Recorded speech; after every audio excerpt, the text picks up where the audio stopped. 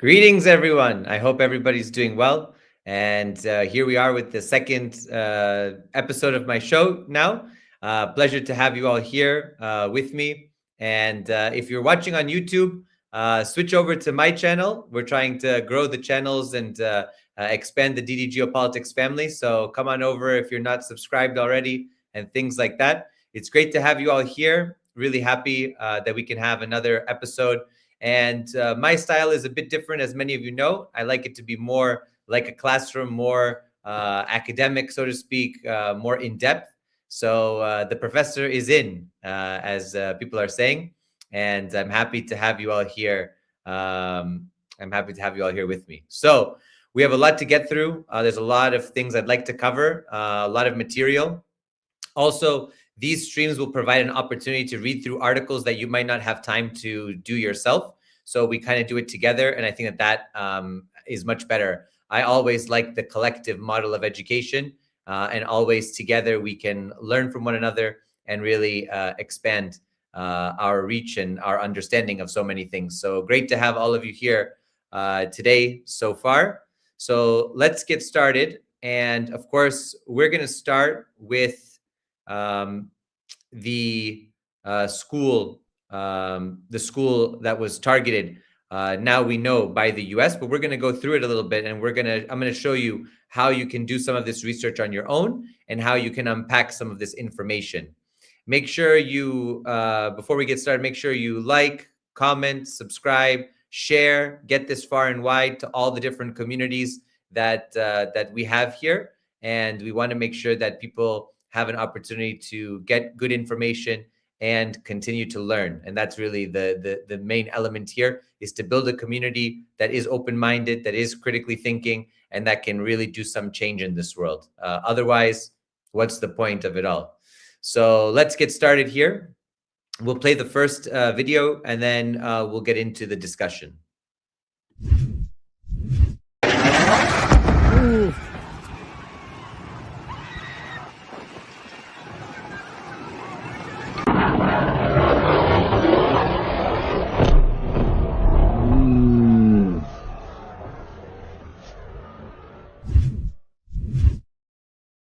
So to start off tonight's show, we're going to be talking about what it was that hit that girls' school. And according to reports that we have, it was at this point stated to be a double tap. That is, that the first missile or projectile hit the school. And then after a period of time, when people on the ground responded to the attack and responded to the dead and the wounded, including medical personnel on scene, another strike also hit. This is, of course, illegal under international law and under the various conventions that exist, including within the rules of many nations' books on armed conflict. But, of course, it is carried out most notably by the Zionist entity and by the United States. Let's take a look more closely at this. So you can see there generally the shape of the missile, the projectile, the bomb, whatever it is at first that we can see. So now we look at that shape and say, okay, it doesn't look like a JDAM. It doesn't look like a 1,000 or 2,000 pound bomb. It definitely has a much more slender look. It looks like it has a set of fins. You can see there clearly that there is in the mid part of that object a set of protruding metal arms, basically. And then on the back, we see also what looks to be a part of the propulsion system and the fins around that. So now we're gonna take a look. Okay, so we have that as an image, right? We have that as an image. Now let's take a look at what other things we have that might reveal some aspects of what we're looking at. So if we look here, this is the Tomahawk cruise missile, right? And so let me just take a look here. Let me add this to our conversation here. So I'm going to remove this. All right. So all of you saw that. Let me bring this up a little bit more so you can see. So you see here the Tomahawk cruise missile. Now, we already know that tomahawks were used in the initial opening of these strikes on Iran as part of this preemptive war, this illegal war that has gone on now for 9 days. You see there, the object looks, in the image that we saw, looks very, very, very similar, near identical to this. And now this is just the object in its flight mode or in its launching mode. And we'll take a closer look here. Let me just zoom in here for you all.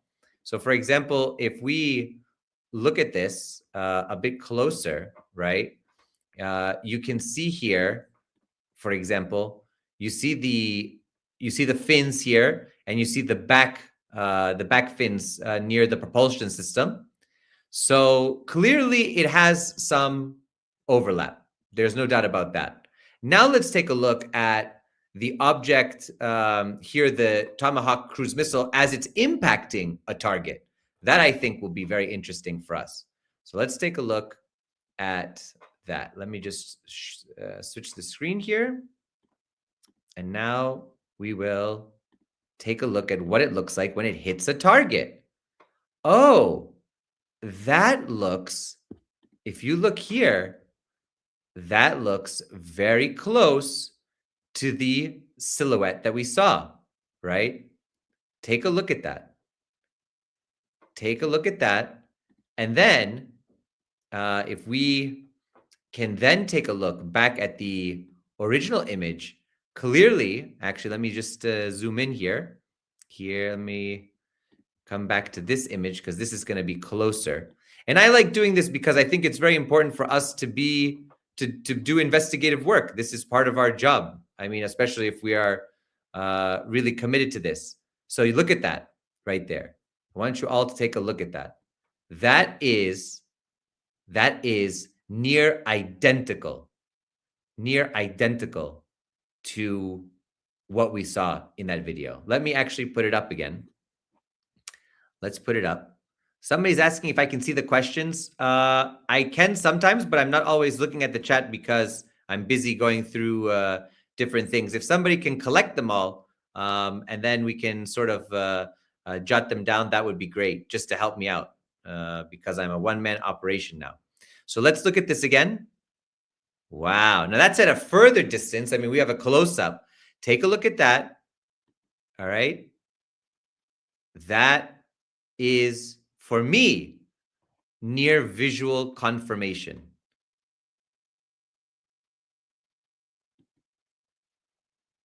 I mean, that is, and we can even go back and watch the video again. Ooh.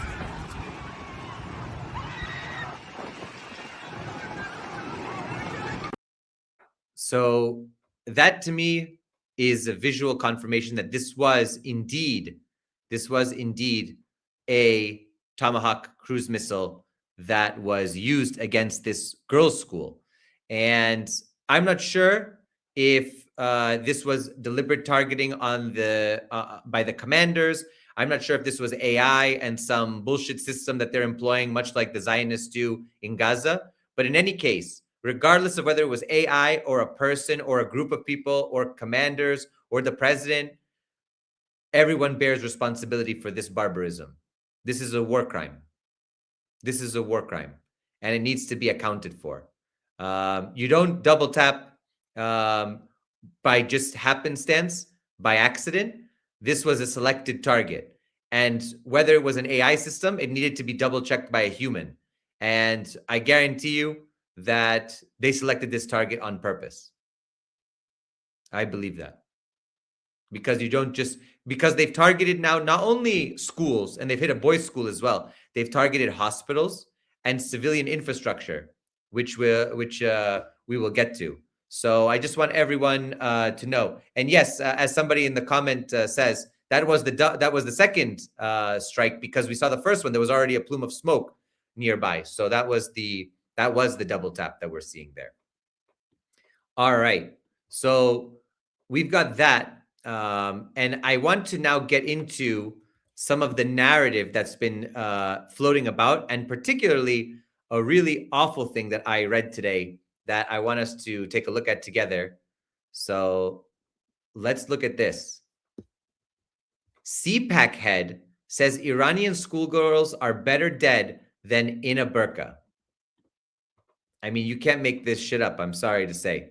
You can't make this shit up. Iranian schoolgirls are better dead than in a burqa. First of all, I'm sure many of our viewers will know, Iranians don't wear burqas. Burqas are in Afghanistan, and particularly they are within the Taliban orbit. So they have burqas. Iranians traditionally wear the chador, where you can see your whole face, right? So it covers the face. But most Iranians now wear also a hijab, and they show some part of their hair.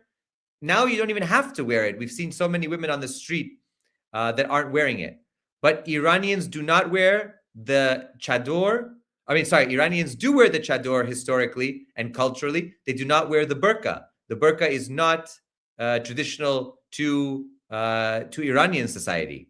Now, it might have been historically at some point, but it has not been for centuries. And really, the burqa is something very unique to the Afghan world, and by extension to parts of Pakistan. And the niqab, which is the one where you can see only the eyes, that's something that is from the Arabian Peninsula. That's also something that you don't necessarily find very often, and that's mostly in Arab culture. So this is really, really horrific. Let's listen to what he had to say on Piers Morgan, because I thought that it was pretty horrific. So let's take a listen here. To wait, and now it turns out it was friendly fire from a Kuwaiti pilot who mistook them for Iranians. So I just think we need to get to facts before you. I know, Pierce. I understand this what was you're definitely saying. An Israeli missile. Pierce, even if it was an Iranian missile that was fired in response to the attack from Israel and the United States, right? Even if it was an Iranian missile, those girls would still be alive today if the United States and Israel had not launched the attack. So you are right. We don't know who launched the missile, but we know that if the US and Israel had not attacked a country that poses no serious threat to them, Israel has hundreds of nuclear weapons, America has thousands, that those girls would be alive.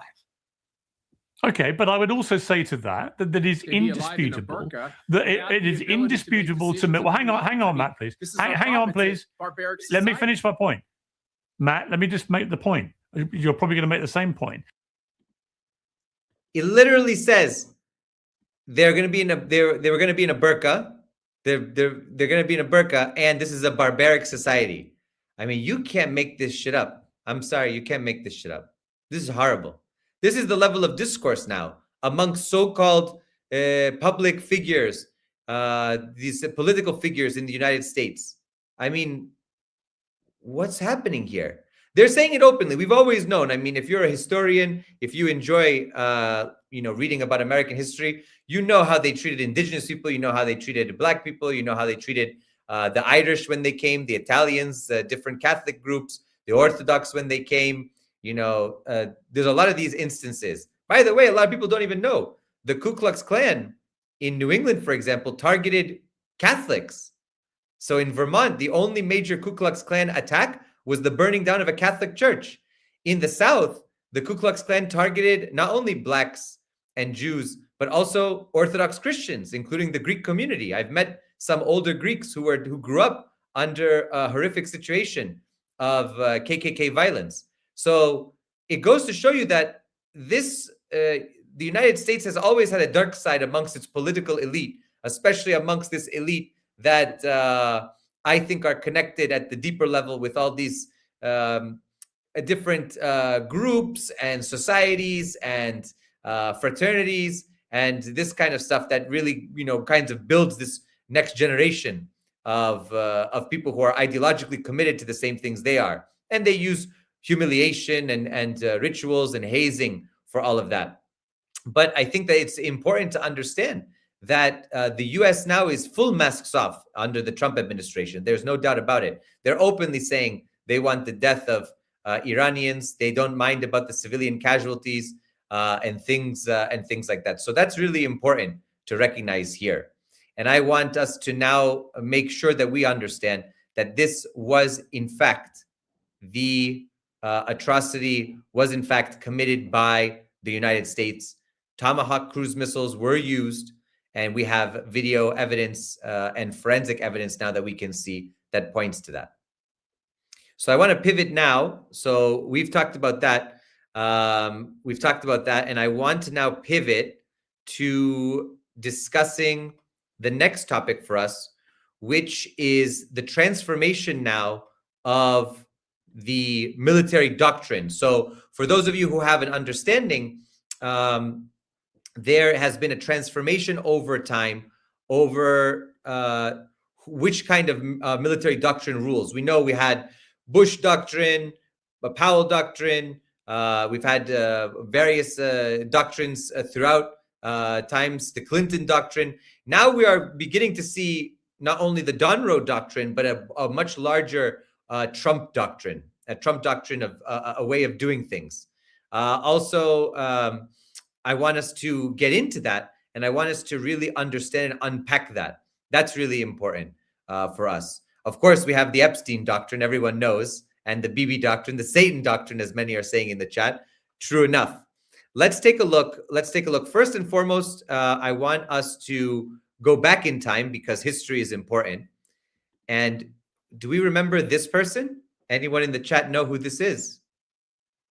I'm interested. How many remember this person? I remember them. I was young, but I remember them.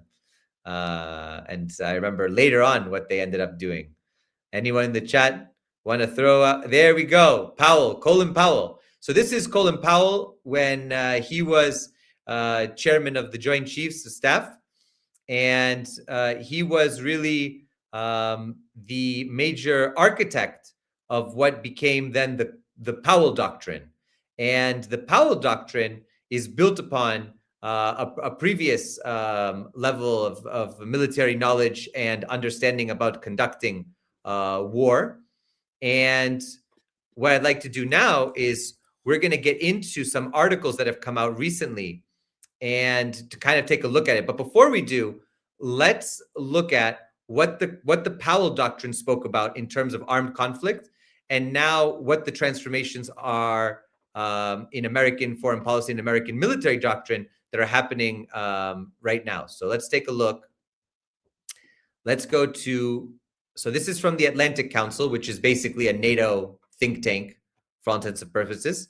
So this is from 2021. The Powell Doctrine's wisdom must live on. So that's when Colin Powell died. So let's take a look at the Powell Doctrine. So in here, the author writes, in its simplest formulation, the Powell Doctrine is a set of criteria governing the use of force abroad. Eurasia Group President Ian Bremmer, in his book Superpower, 3 Choices for America's Role in the World, summarized the doctrine as 8 key questions. Number 1, is a vital national security interest threatened? Number 2, do we have a clear and attainable objective? Number 3, have the risks and costs been fully and frankly analyzed? Number 4, have all other nonviolent policy means been fully exhausted? Number 5, is there a plausible exit strategy to avoid endless entanglement? Number 6, have the consequences of U.S. action been fully considered? Number 7, is the action supported by the American people? And number 8, do we have genuine, broad international support? I think that many now would look at this and say, I think we're missing a lot of those in this case. So as many of you are noting in the chat, we have a lot of holes in this.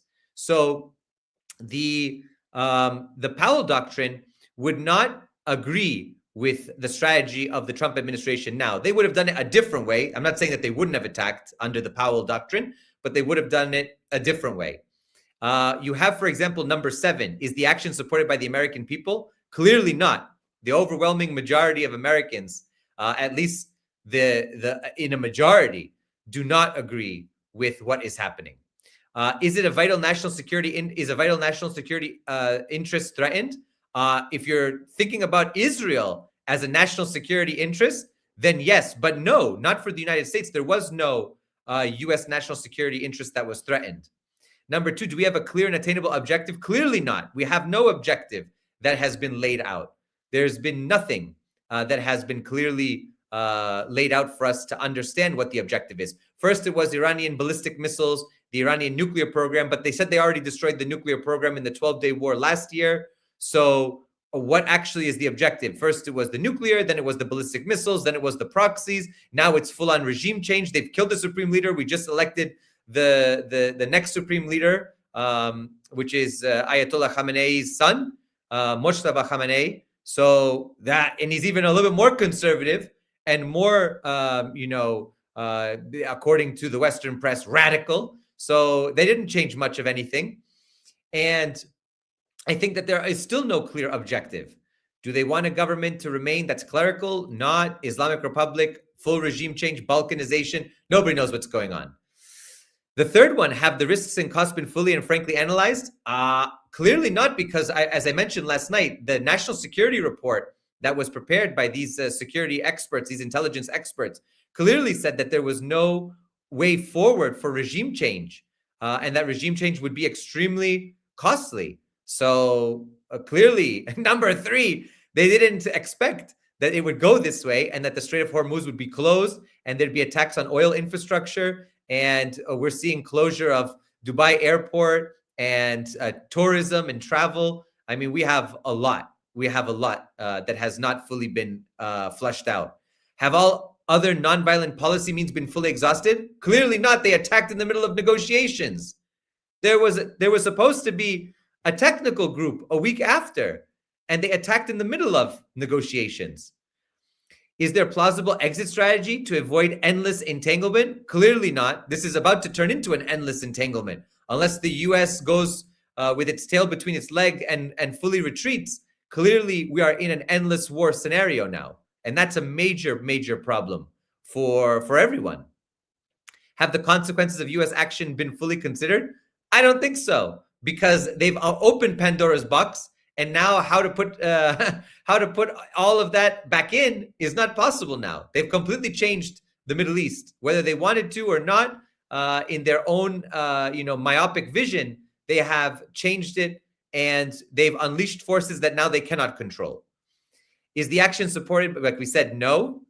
And do we have genuine broad international support? Clearly not. Everybody in the international community is mostly against what's happening.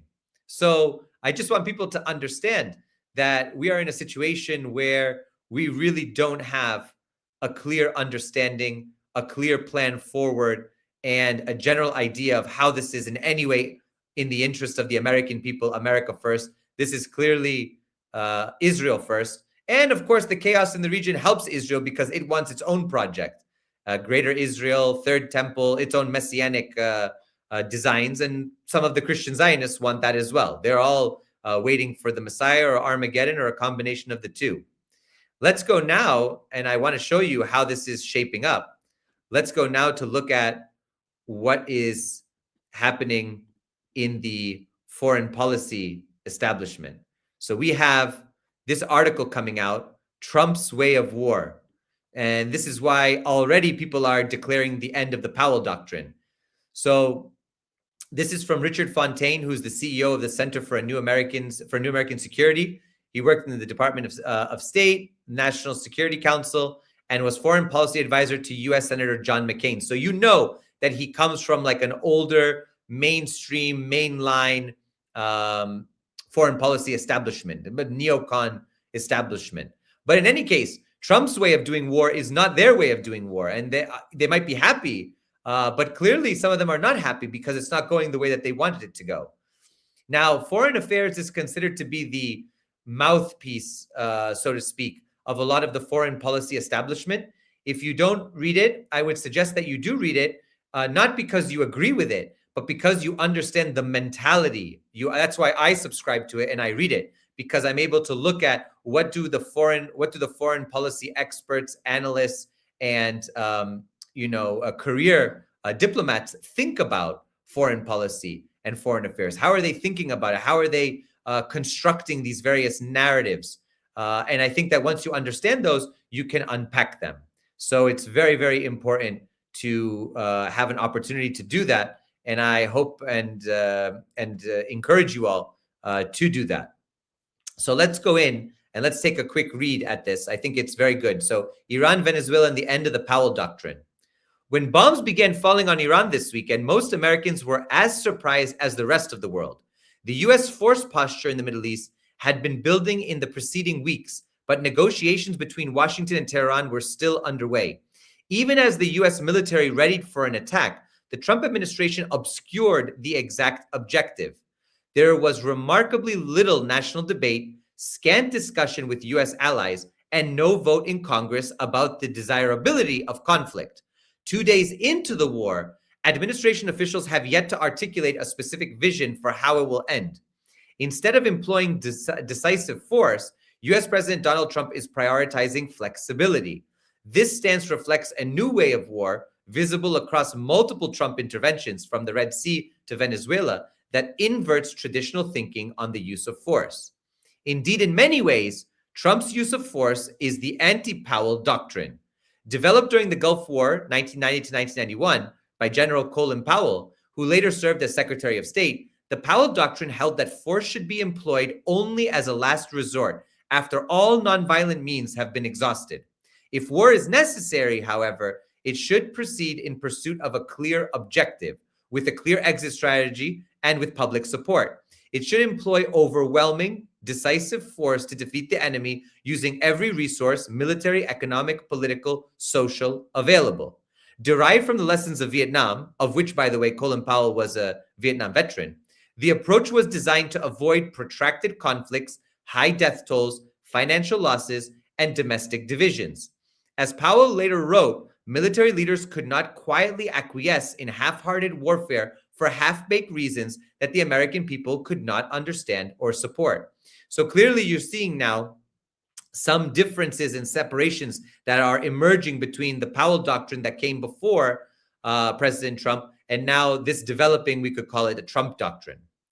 Powell's approach, which built on criteria established by Defense Secretary Caspar Weinberger in the 1980s, spurred debate from the start. Some critics thought the all-or-nothing approach to war would preclude the tailored use of force to achieve modest but still important goals.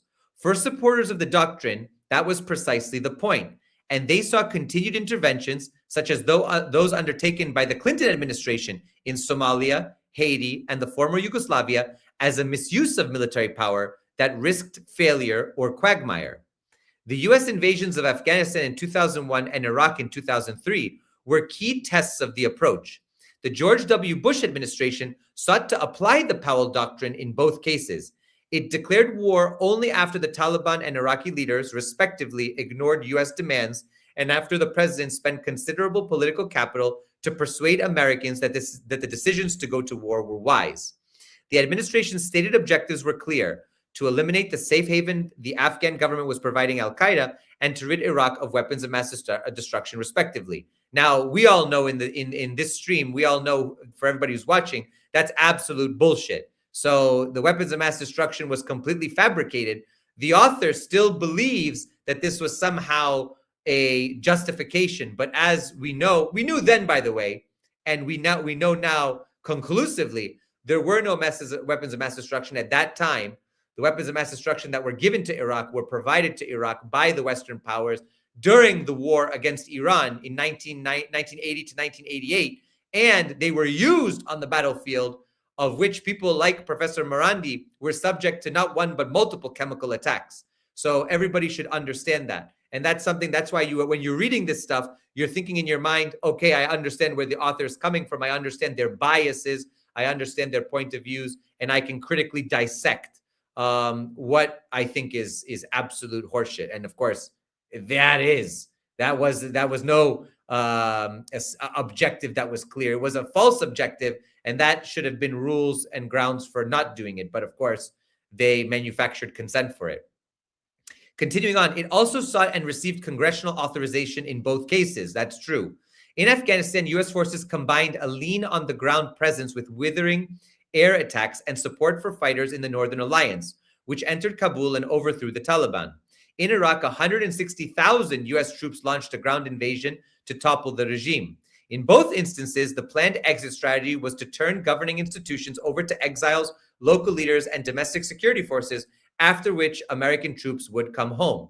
Now, if we pause here, how did that go for the Western alliance? Clearly, it did. The US was thinking to itself, we can turn over governing institutions to exiles, local leaders, and domestic security forces, while at the same time in Iraq, carrying out de-Baathification, completely creating a sectarian environment that didn't allow for the unity of the country. And in Afghanistan, they started a process of nation building, both in Iraq and Afghanistan, but in Afghanistan even more. They started a process of nation building that was absolutely creating a dual power and a dual structure of society. So Kabul started to look more Western, but the rest of the country, especially the provincial areas and the more rural areas, did not see any of that major impact. In fact, over time, the US military lost further and further control of the periphery.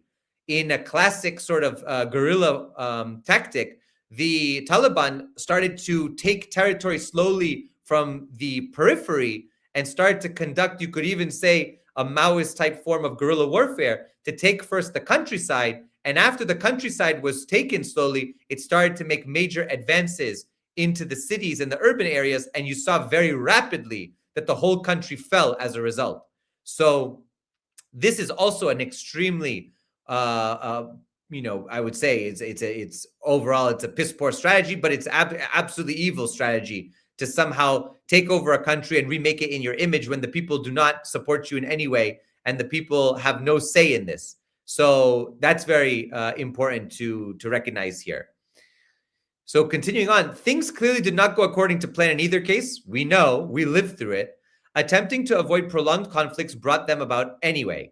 The wars proved extraordinarily costly and deeply divisive, and their objectives seemed only to shift over time.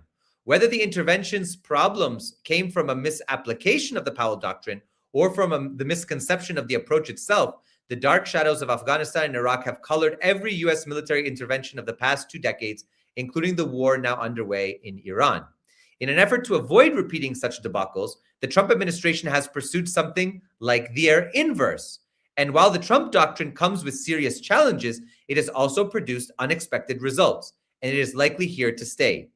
So clearly, the Trump administration wants greater latitude. It wants to have more flexibility on all warfighting and on all objectives. And that provides it the opportunity to not take a position and then be held accountable for that position, but to kind of waffle and go back and forth, up and down, and play this kind of 4, 5, 6D chess and try to constantly move the goalposts with the media and with the American public about what the objectives are, what's being accomplished, what needs to be committed, how much of the cost has to be borne by the American people and by overall the military that's now undertaking this effort that has been launched. So this new approach to war began forming in Trump's first term and has solidified in his second. In 2017 and 2018, Trump ordered missile strikes against Bashar al-Assad's regime in Syria and continued U.S. military operations in Iraq and Syria against the Islamic State, also known as ISIS, including the raid that killed ISIS leader Abu Bakr al-Baghdadi. In 2020, U.S. forces killed Iranian General Qasem Soleimani. Last year, Trump launched a war against the Houthis in Yemen, destroyed key Iranian nuclear sites, and attacked militants in northern Nigeria. This year, his administration invaded Venezuela to seize its president, Nicolas Maduro, and just 2 days ago launched a major operation in Iran. By the way, I was in Yemen, in Sana'a, in the capital, as the U.S. was bombing it. We went to bomb sites. There was a bomb. I was with Jackson and our crew. There was a bomb that exploded just streets away, and it shook everything. And it was, you could hear the whizzing as it came down and the impact. We went to impact sites. We saw them destroy a cancer hospital so much. We went there. You could still smell the bomb. You could still smell the kind of chemical cocktail from the propellant and the explosives that were used. It was horrible. It was horrible to see. And we were able to identify pieces and fragments of the bomb, and they were clearly U.S. made.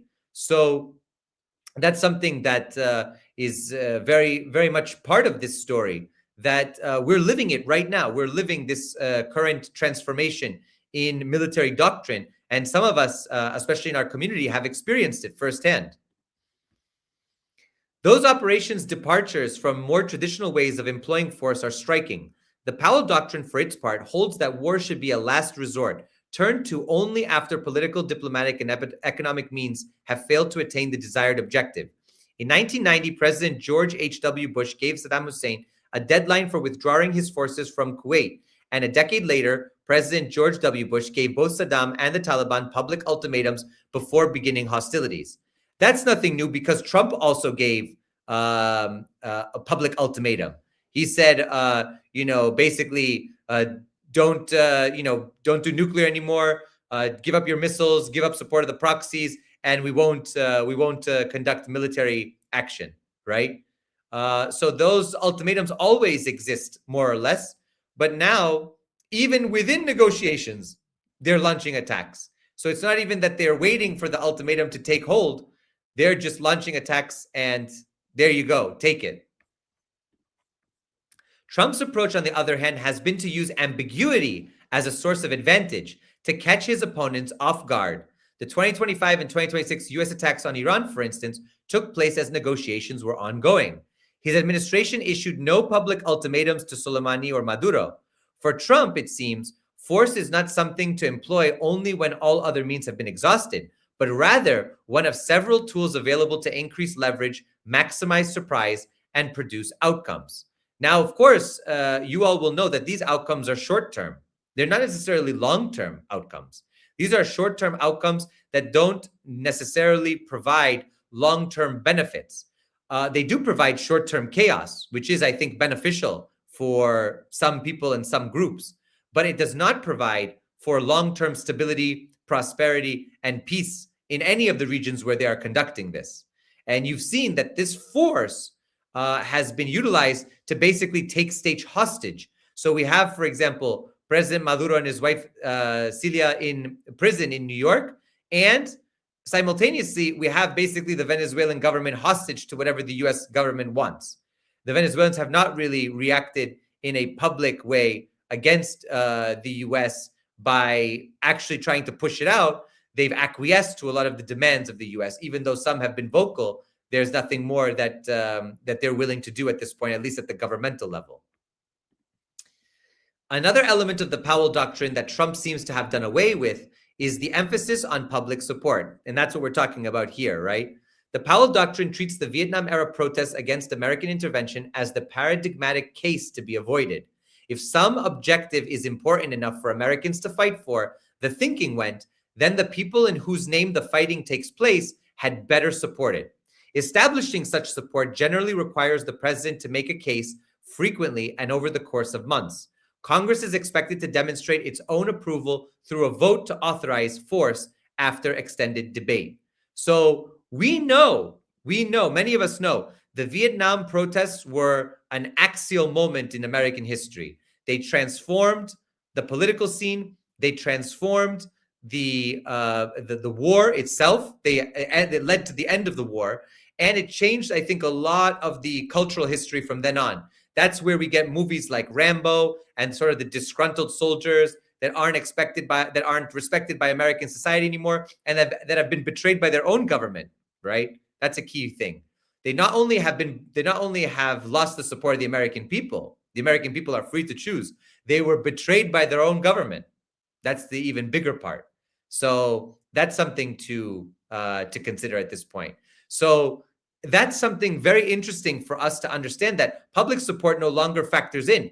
The Iraq War demonstrations, of which I participated in, the anti-Iraq War demonstrations, there were millions of people on the streets. New York, London, Chicago, Seattle, LA, all over the world. South Africa, you name it, everywhere. There were public demonstrations against the war, the buildup to the war in Iraq. That didn't affect the war. There have been demonstrations ever since in every other intervention, and nothing has been able to stop these wars. In fact, the opposite. They've gotten more violent, more unpredictable, and more unknown as to when they would start, just like this recent war that was launched 9 days ago. So that's a big problem. And I think this is going to eat into a lot of the American, not only support, but trust in governmental institutions. We already have an erosion of trust in governmental institutions. We have an erosion of trust because of the endless wars, the regime change operations that have gone on, COVID-19, the pandemic, there's been a major erosion of trust. And now we have an erosion of trust that has taken place because of this belligerent foreign policy. And I think that that's really important to hone in on, because I think that's going to have lasting impacts in American political life. But not a single conflict during Trump's presidencies has been preceded by a campaign to win public support, and Congress has not voted to authorize any of them. Instead, each conflict began suddenly and followed an unpredictable course. Rather than lay out a case for each war, the president often insisted he hoped to avoid it. His administration put a priority on surprise, attesting, for example, that the Caribbean military buildup was to stop drug boats, not to prepare for a direct regime change operation in Venezuela. Congress was largely sidelined. Iran today presents an even more ambitious regime change operation, but in last week's nearly 2-hour State of the Union address, Trump talked about it in only a few sentences. The scale and stakes of the war make the administration's seeming disregard for public debate all the more remarkable. And I think that that's why you have major outcry by Massey, by, as dear brother Nathaniel says in the chat, by former veterans, by former military personnel like Brian McGuinness and many others who are going out there and saying, excuse me, what is this? We didn't sign up for this. This isn't our country. We don't recognize our country doing this. No more wars for Israel. America first. You said prioritizing America. Why are we going on this next adventure? And they are very angry about it. We have Massey upset about it. Tucker Carlson, Candace is speaking out against it. Of course, in politics, we have many on both aisles, although a minority on the Republican side, that are against this. And we even see former Representative Marjorie Taylor Greene basically coming out against this fully and saying she doesn't even recognize the administration at this point and their policies. So this is very serious. What we are seeing here is very, very serious.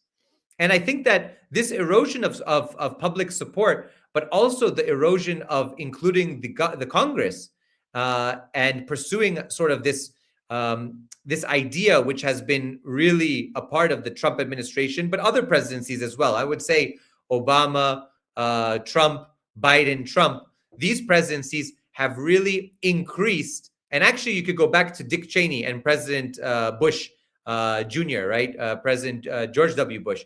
If you go back and you look at the idea of a more concentrated executive, a more powerful executive branch, they find their roots in some of the neocons, especially in Dick Cheney, who wanted to see this idea of an imperial presidency, of a presidency that could do military action without getting Congress's approval. And we'll come to that in a second. I'm going to talk about the laws of war and about the Constitution and the declaration of war. We'll get to the laws of war on a separate topic later on tonight. So this is very important for us to look at. The Trump administration has also avoided articulating clear objectives for its use of force. When announcing that war with Iran had begun, the president said that the objective was, and I quote, to defend the American people by eliminating imminent threats from the Iranian regime, even though Tehran was neither enriching uranium nor in possession of missiles capable of reaching the United States. A day into the attacks, Trump wrote on social media that bombing was aimed at achieving, and I quote, our objective of peace throughout the Middle East and indeed the world. He has said both that the goal is regime change in Iran and that he is planning to negotiate with the leadership that replaces the supreme leader. Trump similarly said at first that pressure on Venezuela was necessary to stop drugs and gang members from entering the United States, before later explaining that the goal was to bring Maduro to justice, that he wished to take back oil stolen from the United States, and that the operation was consistent with the new corollary to the Monroe Doctrine. What precisely Americans are fighting for in each country and how they will know whether they attain that end remains unclear. Where the Powell Doctrine calls for clarity, Trump instead prizes flexibility. By claiming multiple and often vague objectives, the president retains the ability to stop the fighting without admitting defeat. This, rather than obvious victory, is his exit strategy. When announcing attacks on the Houthis, Trump said, "We will use overwhelming lethal force until we have achieved our objective," with the objective allegedly being to end Houthi attacks on American vessels in the Red Sea. The Houthis, Trump later said, would be completely annihilated. A month into an expensive and only partially successful bombing campaign, however, the administration cut a deal with the group to end its attacks. Finally, Powell's dictum holds that the United States should employ overwhelming, decisive force in pursuit of its objective, defeating the enemy as swiftly and soundly as possible. Trump's approach, on the other hand, favors short, sharp military actions that employ only particular kinds of force, especially air power and special forces, almost always excluding conventional ground forces. If the price of regime change in Iran is the large-scale deployment of ground forces, Trump has made clear that through past action that the United States will not pay it. It will instead settle for less. With the possible exception of its attacks on ISIS, the Trump administration's wars have largely employed limited rather than decisive force. In 2017, the United States launched strikes in Syria in response to Assad's use of chemical weapons against Syrian civilians. We know, of course, that that was fake, but they're saying here as if it was true. But Assad's leadership remained secure, and he used chemical weapons again in 2018, also false. In 2025, Trump boasted about obliterating Iran's nuclear sites, but in 2026, he cited the danger of Tehran acquiring a nuclear weapon as a casus belli, which is basically a cause for war. Maduro is now gone from Venezuela, but his regime remains in place. That is, PSUV, the Socialist Party of Venezuela, remains still in power under Delcy Rodriguez, the vice president under Maduro. In all of these cases, flexibility rather than decisiveness is the watchword, allowing Trump to settle for outcomes that were never clearly defined at the outset. And that is what I'm talking about in terms of moving the goalposts. Also, it's a bit like Trump is running war and American foreign policy as if it's social media.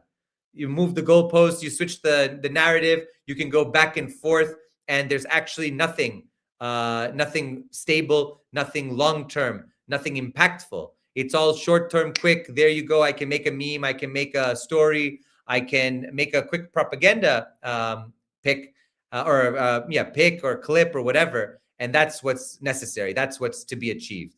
And that sadly is not the best way to do foreign policy for any major country, especially a nuclear power. So now we're getting towards the conclusion. Good enough. In some ways, the Trump response to the Powell Doctrine has served recent history better than a dogmatic application of the original. Following the limited use of force against the Houthis with a bilateral agreement produced a better outcome than ignoring the attacks on U.S. shipping. It was also better than using pure military force, as Saudi Arabia and the United Arab Emirates had attempted for years. Likewise, the world is better off without Iran's nuclear sites at Fordo and Natanz, and without Soleimani running the Islamic Revolutionary Guard Corps. The jury remains out on Venezuela, but it is still possible that a democratic transition occurs and that the country avoids a descent into domestic chaos. Short, sharp uses of force that preserve flexibility in decision-making, leverage ambiguity and surprise, minimize the chances of quagmire, and end with a good enough outcome might be the best approach in many cases. So the author now is starting to see some positives in Trump's way of doing things versus the Powell Doctrine. They are likely not the best approach to all cases, however, and the limits of Trump's way of war may soon be clear. The attack on Iran represents the most ambitious of Trump's foreign policy gambits to date. Forcing regime change in a country that is much larger and more populous than Iraq or Afghanistan through an operation with no ground component and no obvious domestic allies, and in the face of an entrenched security apparatus, will be extraordinarily difficult. The range of nightmare scenarios from an IRGC-led military dictatorship to a descent into domestic chaos is wider than the happy possibility of a democratic uprising. And that's true. We've seen nothing that in any way indicates that there's going to be a successful regime change at this point. In fact, the Council of Experts has picked already the new supreme leader, and they're moving ahead with consolidating the power and whatever vacuum, which really there hasn't been any, that was left after the martyrdom of Ayatollah Sayyid Ali Khamenei. Here, the president's flexibility and ambiguity might show the way forward. If the United States and Israel are unsuccessful in toppling the Islamic Republic of Iran, if U.S. forces take significant casualties, if the American public grows tired of the conflict, or if the alternative to continued regime change rule looks even worse, Trump could stop the fight. By claiming that the objective was, from the beginning, to simply weaken Iran and to ensure that it does not obtain a nuclear weapon, the president could and likely would declare victory. In so doing, the president would upend one last Powell maxim, the Pottery Barn rule. Before the invasion of Iraq, the general cautioned, you break it, you own it. In an effort to break the Iranian regime, Trump has already telegraphed that the United States will not own the aftermath. Should it collapse, the Iranian people will need to pick up the pieces. If it endures, Washington will wrap up the fight and move on to other priorities. Such a scenario would demonstrate one more limitation of the Trump approach. However, it does not pave the way for long-term peace, but postpones conflict to another day. So there we have this very interesting article, and I thought it provided a great opportunity to really get in the mind of some of the foreign policy establishment and what they're thinking at this point. And that's very important for us to recognize and to understand, to unpack. So this was a great way to kind of look at the Powell Doctrine and then its antithesis in the developing, we can say, Trump Doctrine. Let's change gears now and let's look at what the Russian foreign policy establishment is saying, because I think this is also very, very important to look at and to unpack. So let's take a look here. Let's take a look and put this out here. Right. So here we go. So this is Russia in Global Affairs. This is the Foreign Affairs of Russia, basically the equivalent journal. And this is for Russian foreign policy experts to get it out there and to speak about what's happening in Russian affairs and in international affairs from a Russian perspective. So this is Fyodor Lukyanov, who's very famous, very well established. He's the editor-in-chief of this periodical of Russia and Global Affairs. He's also a professor at the Higher School of Economics and also at the Valdai Discussion Club. So his article is entitled, Iran is not Iraq. And that was just from a few days ago. He writes, shock and awe was the term used to describe the U.S. operation against Iraq in spring 2003. In hindsight, it marked a turning point. The rapid defeat of the Ba'athist regime and the overthrow of Saddam Hussein created the impression that the U.S. had acquired the ability to reshape entire regions at will. Reality turned out differently. The war did not bring change, but not the kind the war did bring change, but not the kind its architects envisaged. The old order in the Middle East collapsed, replaced not by stability, but by a chain of crises that demanded enormous resources to contain with limited success. The blow to America's global reputation proved lasting. At the end of winter 2025, I think they mean to say, or 2026 is actually the correct, sorry. At the end of winter 2026, the US and Israel launched Operation Epic Fury against Iran.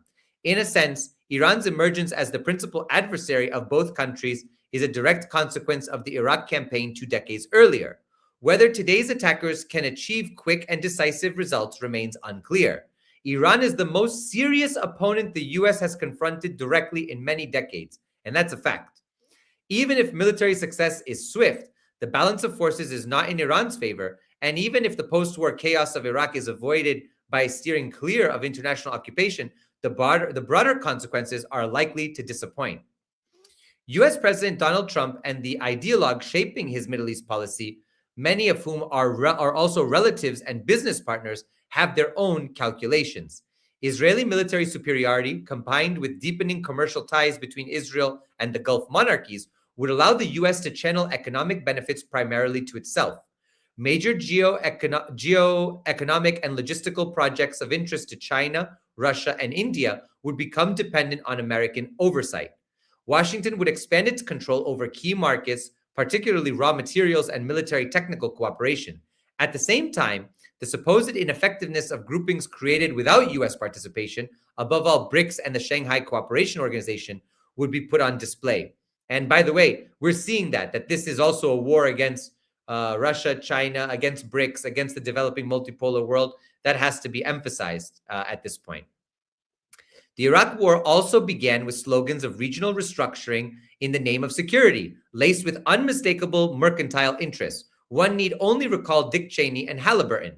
Yet the central justification was ideological, the export of democracy, right? State building, democratic reforms, democratic transition, democratic states emerging in the region. Trump and his circle have relegated ideology to the background, emphasizing material returns instead. The earlier approach failed not merely because democratic transformation proved illusory, but because prolonged instability made it impossible to extract the desired dividends. The new openly transactional model may appear more pragmatic, but it carries its own risks. External coercion framed purely in commercial terms can provoke powerful ideological backlash, awakening forces united precisely by their rejection of imposed order. If successful, the White House may conclude that it has history and even God on its side, encouraging greater assertiveness at home and abroad. If not, escalation may still follow as aggression becomes a substitute for results. Either way, the Middle East is entering another phase of turbulence with consequences that will radiate far beyond the region, and that, for all involved, promises nothing good. So that's really important here. This is really important. Now you get the Russian perspective. And I think the Russian perspective is clearly in the camp that this does not promote peace and security. It will not be effective. It is also targeting what is already developing on its own accord, which is the multipolar world, BRICS, but also that BRICS and the SCO are unable to push back against this. So it also is a more realist position. It's not copium.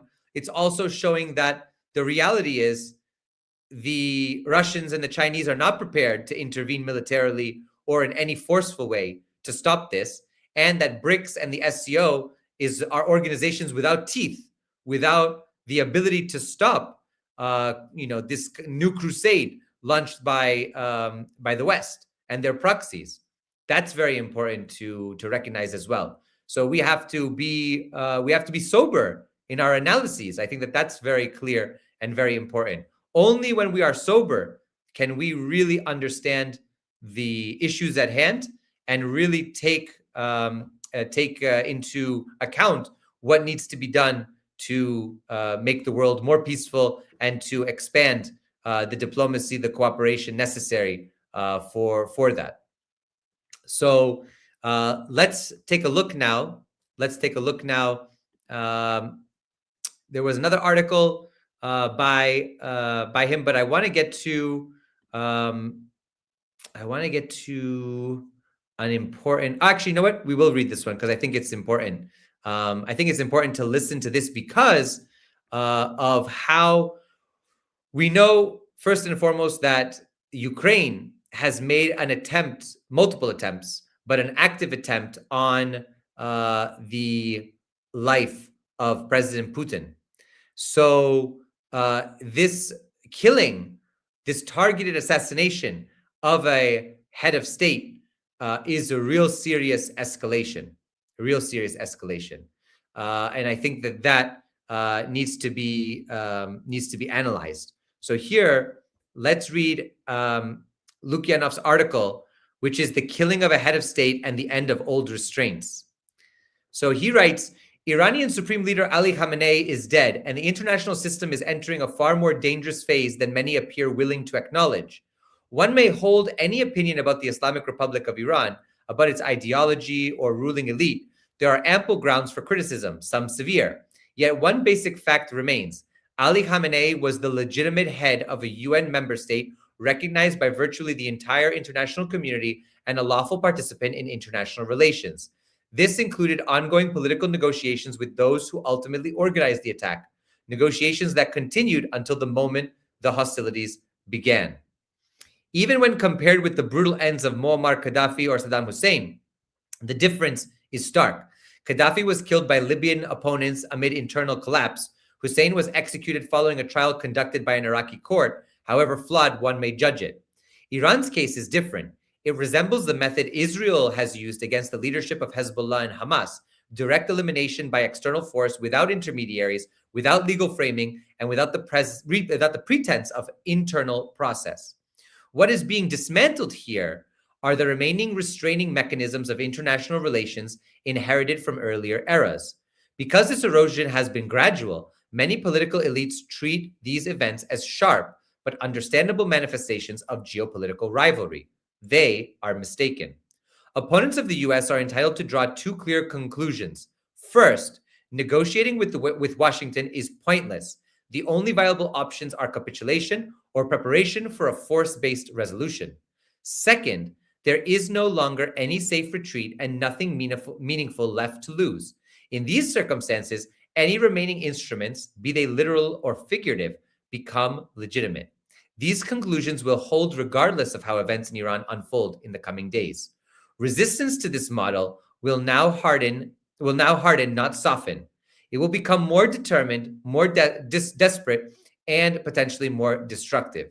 In this context, there is little point in invoking international law, even as irony. So I think that this is very, very, very important. I want to focus on this because this is a person who is in the Valdai Club, who is a senior intellectual in Russia, who is the editor-in-chief of Russia's main foreign policy magazine that is connected with the Ministry of Foreign Affairs, saying what? Saying that negotiating with Washington is pointless. And why do I think that's important? Because we were technically still within the negotiating process about Ukraine.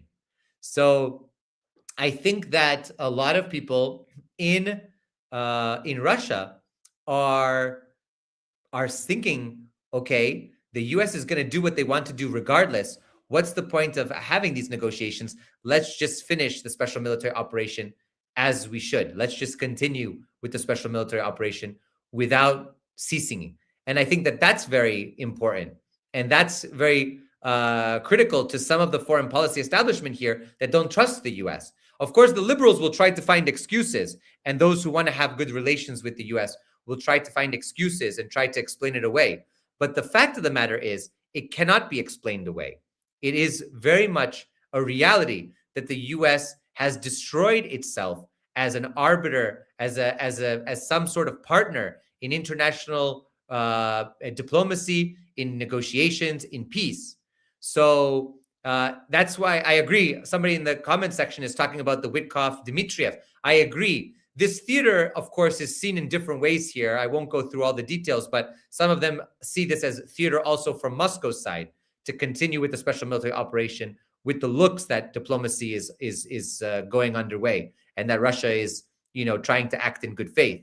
But I think the Russians are not, they don't have rose-colored glasses. They understand full well that the United States is also a power that's following a realist political line and one that is looking at the international system as anarchic, not as having rules, not as having structures and borders and spheres of influence, but absolutely imposing itself wherever it wants, like an elephant in a china closet. And I think that that's very important. The realist here that I would say, the realist is that the US is pursuing its own objectives and aims without necessarily ideological considerations at heart anymore. That's not to say that the ideological considerations of liberal humanitarian interventionism and democracy promotion and human rights constrain the US, but that the US is acting with a much more raw sense of power and realism in this case.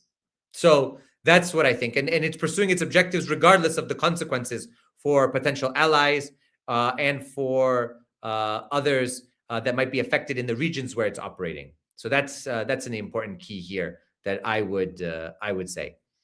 Let's turn gears now. I'd like to turn gears to another interesting topic.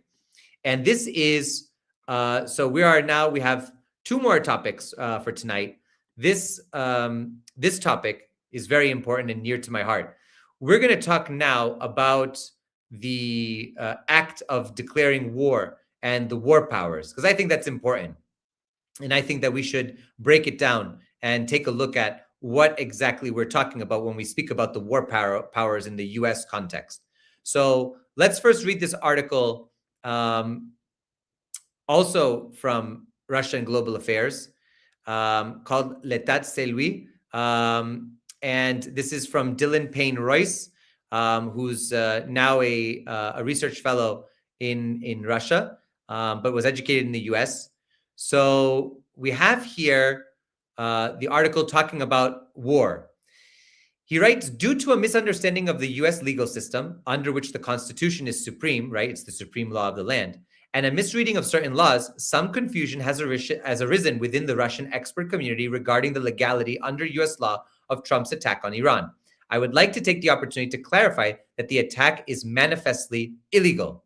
The US Constitution, which in theory still matters and indeed takes precedent over all other law in the US, provides Congress with the authority to declare war. It does not provide the president with similar authority.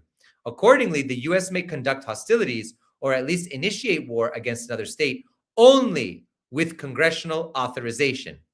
Obviously, going to war with another state without actually declaring war does not allow the president to avert this clause. It merely means that the action is now not only unconstitutional, but also a violation of international custom norms. One of several such violations, given he means Khamenei's assassination, a violation of the norm against targeting leaders, the murder of Iranian schoolgirls and other civilians, who amongst Iranian casualties so far appear to outnumber legitimate military targets, incidentally, in the same way that civilians have been the vast majority of Israeli victims in Gaza. Note the specification above: 1, initiation; 2, of war; 3, against another state. That is definitely the authority of Congress. Gray areas do exist around 1, waging a war that has been started by an adversary; 2, deploying forces into a context and or for purposes that may develop into combat; and 3, using force against non-state actors. The War Powers Resolution was intended to address these and perhaps other gray areas. It constrained the president's authority within such situations and certainly did not expand his authority beyond such contexts. In particular, the War Power Resolution requires that if the president deploys forces for combat or potential combat in a manner that is permissible under the Constitution, example, in response to attack or for combat adjacent purposes, for example, advisors to South Vietnam or forces in Saudi Arabia to deter a continued Iraqi offensive in 1990, or against a non-state actor like Al-Qaeda, then the president must receive authorization from Congress within 90 days. Again, this is not an expansion of the president's authority, but a narrowing of it. It was intended to prevent a repeat of the U.S.'s slide into the Vietnam War. It does nothing and could do nothing, given constitutional supremacy, to alter Congress's exclusive authority to initiate war against other states. The resolution explicitly states this in its 3rd paragraph. The constitutional powers of the president to introduce U.S. forces into hostilities or into situations where hostilities are likely are exercised only pursuant to 1, a declaration of war; 2, specific statutory authorization; or 3, attack upon the United States, its territories or possessions, or its armed forces. He has none of these things. The attacks, therefore, are unconstitutional and illegal under U.S. law. If the rule of law still existed within the U.S. military would have refused to obey the orders, given that they are illegal and thus invalid, and the president would be impeached for high crimes and misdemeanors. Actually, he really should have been impeached during his first term for the almost as clearly illegal airstrikes against Syria. Unfortunately, such strikes were one of Trump's few actions that Democrats actually supported. Democrats were, if anything, mostly concerned that Trump was not hawkish enough in his first term, inventing the Russiagate hoax and impeaching Trump for the high crime of not supporting Kiev with sufficient enthusiasm. And indeed, Obama also violated the Constitution with his attacks on Libya, although they, like Trump's airstrikes on Syria, were not quite as blatantly illegal as Trump's attack on Iran and Venezuela, since Libya and Syria were riven by civil wars and thus conceivably their governments could be viewed as illegitimate. So these new attacks are probably best seen less as specifically Trumpian or Republican failure and more as a manifestation of the US's general slide from the rule of law into Caesarism, not the fun kind. So this is a great perspective from a scholar in Russia, US-trained scholar in Russia, who's speaking about this. Now, what I want to do is I want to go in for you all so you can look and analyze this on your own if you have time at some point. I want you to be able to use these resources and to learn how to do that. So let's go here to read the Constitution and some thoughts.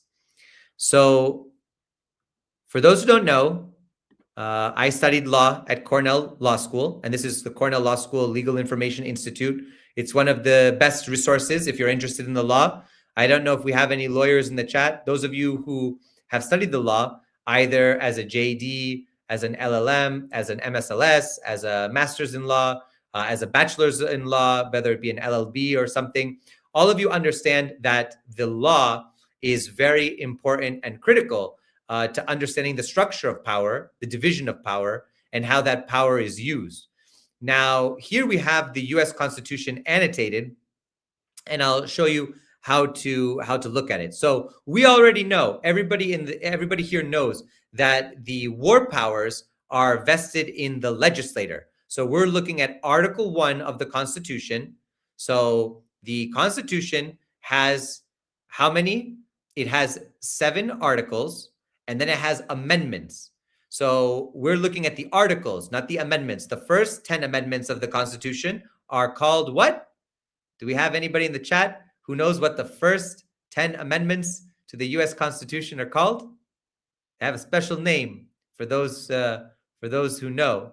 I'm curious if we have anybody in the chat who can throw it up there. There we go, the Bill of Rights. The Bill of Rights.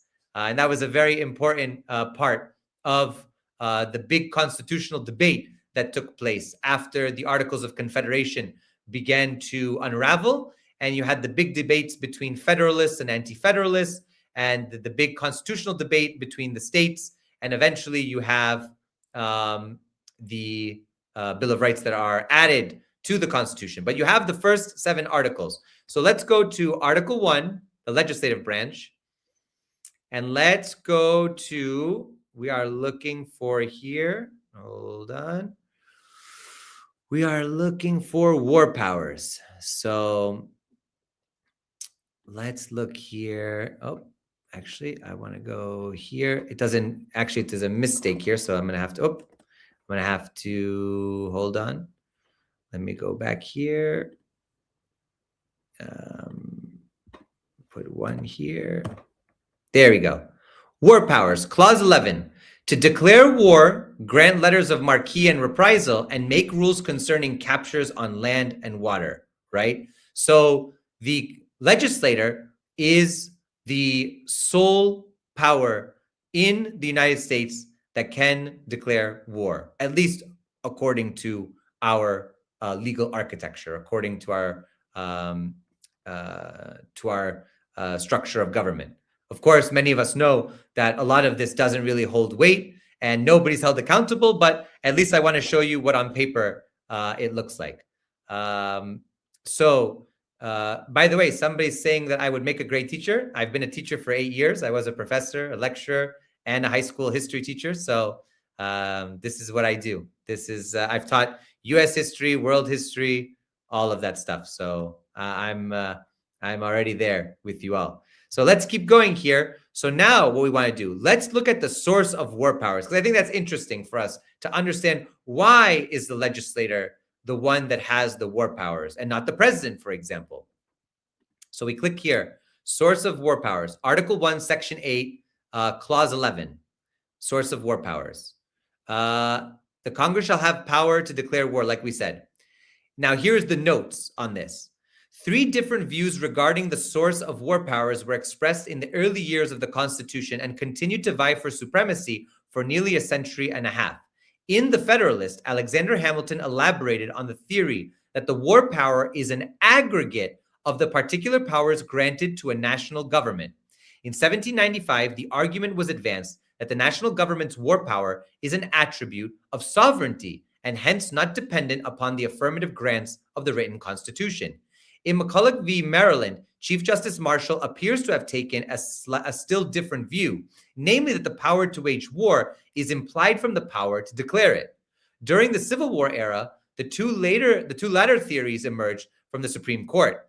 Speaking for 4 justices in Ex parte Milligan, Chief Justice Chase described the power to declare war as necessarily extending to all legislation essential to the prosecution of war with vigor and success, except such as interferes with the command of the forces and conduct of campaigns. In another case, adopting the terminology used by President Lincoln in his message to Congress on July 4, 1861, the court referred to the war power as a single unified power. In 1936, the court explained the logical basis for imputing such an inherent power to the federal government. In United States v. Curtis Wright Corps, Justice Sutherland stated the reasons for this conclusion.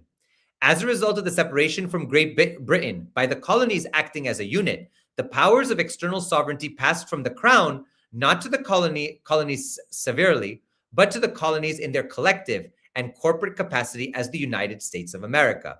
Even before the declaration, the colonies were a unit in foreign affairs, acting through a common agency, namely the Continental Congress, composed of delegates from the 13 colonies.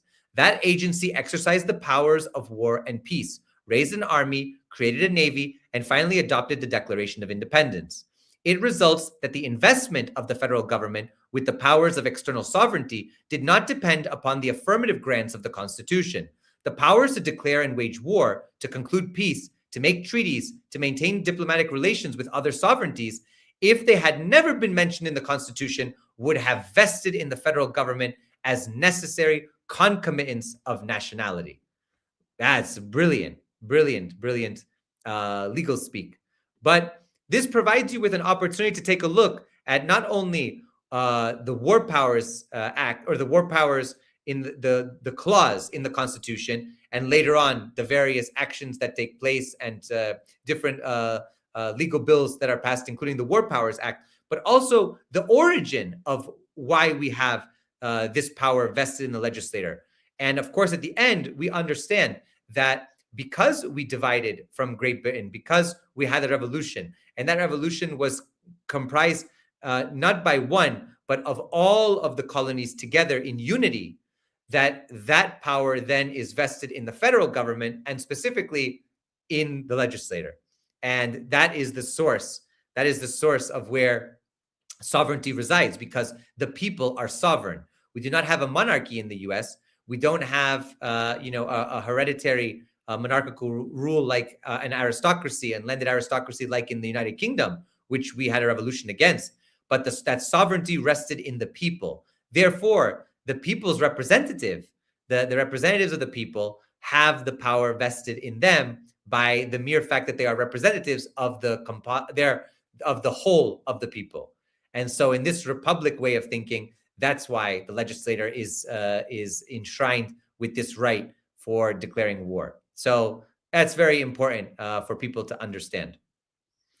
Now we go to our final topic tonight, which I think is also very important for us, and that is looking at the following. So let's watch some videos here. I want to take this opportunity to look at what the US has done to Iran, specifically in Tehran, by targeting civilian oil infrastructure, including oil storage sites, oil depots, and possibly a refinery. We're not quite 100% sure yet, but it looks as if that could also be the case. So let's take a look at this, and we will discuss it together.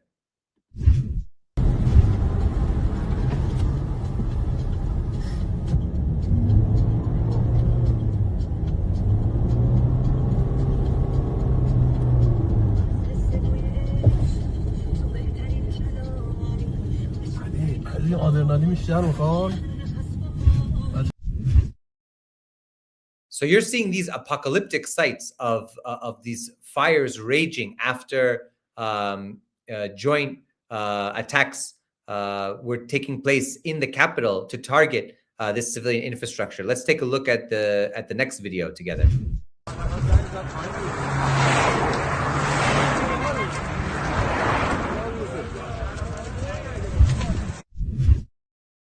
those are the streets on fire.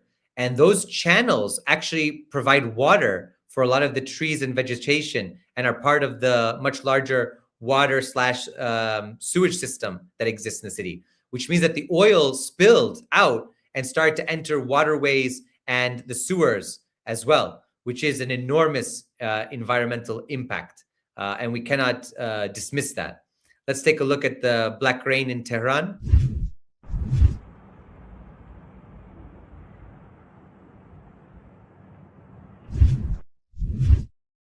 I mean, that is quite a sight to see. That is quite a sight to see. It's very much apocalyptic if one is looking at it and not knowing what's going on. And let's take a look at how the CNN reporter on the ground reported on the situation.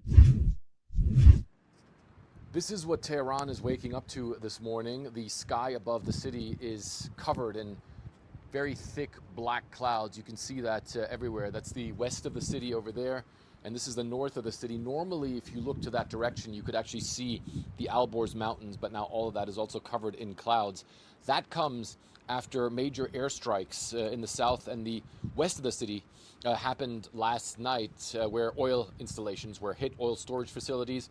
Apparently also a refinery might have been hit as well. And now you can see this morning that the sky is still very dark. We saw thick black plumes of smoke in the sky yesterday. There were massive fires in the south of the city. But I want to show you something else, because it's also raining.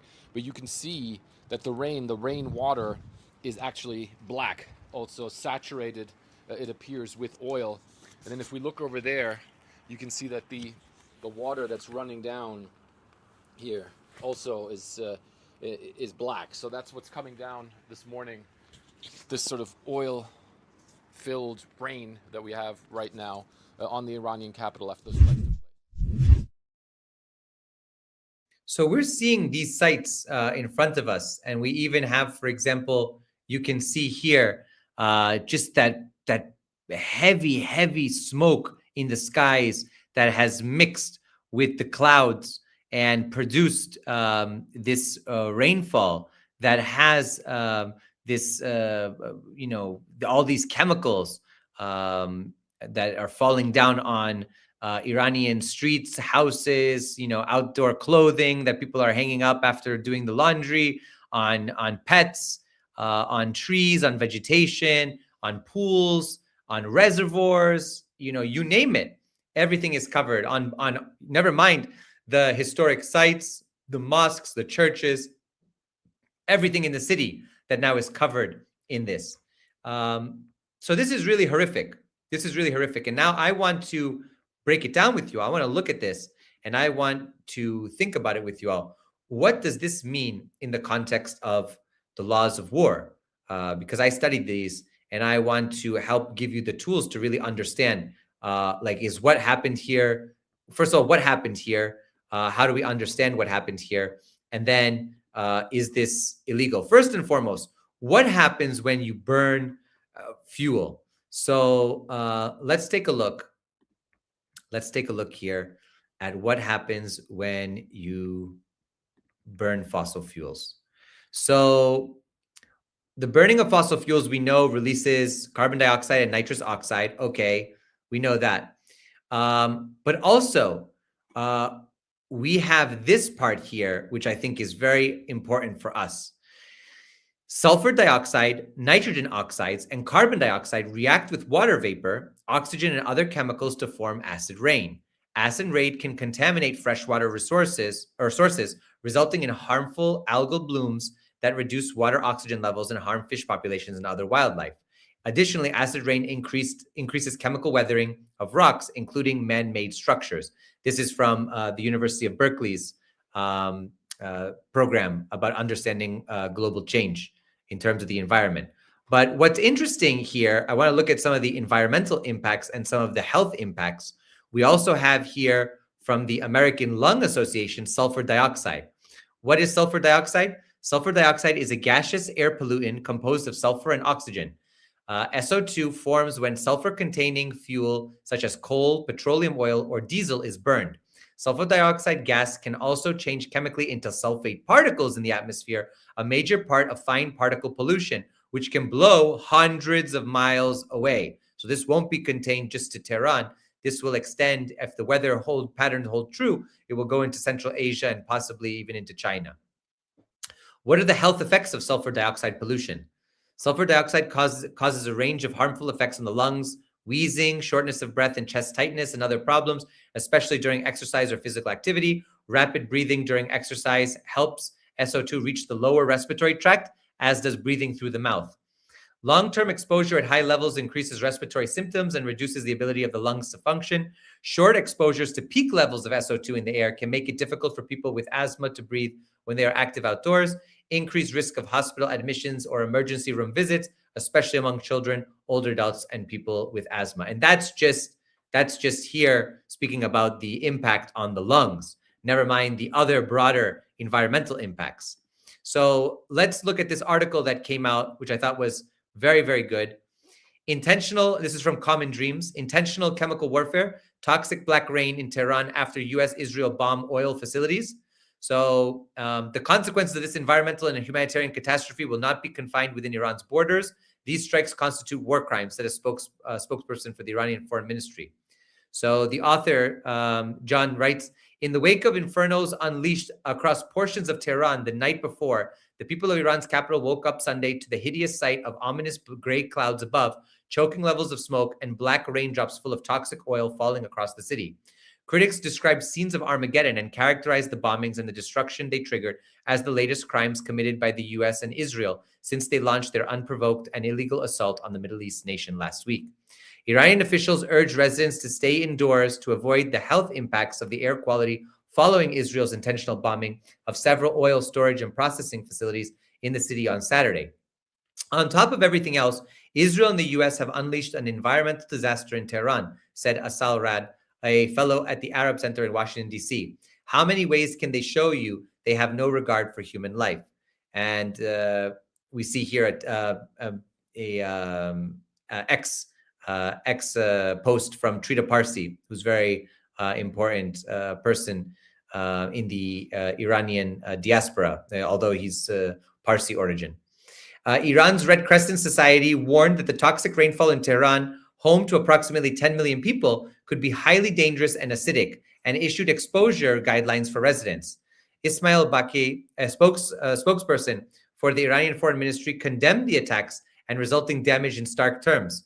The US-Israeli criminal war against the Iranian nation has entered a dangerous new phase, with deliberate strikes on Iran's energy infrastructure, said Baghai in an online statement. These attacks on fuel storage facilities amount to nothing less than intentional chemical warfare against the Iranian citizens.